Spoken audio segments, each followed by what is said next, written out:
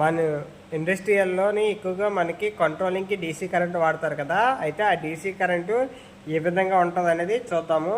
చూడండి, ఇక్కడ కనిపిస్తుంది కదా నా వెనకతల, ఇది డీసీ ప్యానల్ బోర్డు అనమాట. డీసీ ప్యానల్ బోర్డుని ఉపయోగించి ఏసీ కరెంట్ని డీసీ కరెంట్ కింద కన్వర్ట్ చేస్తారనమాట. అది రెక్టిఫైర్ ఉపయోగించి కన్వర్ట్ చేస్తారనమాట.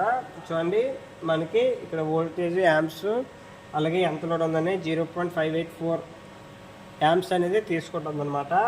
అయితే ఈ డీసీ కరెంట్ నిత్యం కాకుండా కరెంట్ పోయినప్పుడు మనకి కూడా ఏదైనా ప్రతి ఫంక్షనింగ్ జరగాలంటే మనకి స్టోరేజ్ అనేది ఉండాలి కనుక కింద చూడండి బ్యాటరీస్ని చూశారు కదా. ఈ బ్యాటరీస్లోనే డీసీ ఛార్జింగ్ అనేది స్టోరేజ్ చేస్తారన్నమాట డీసీ కరెంట్ని.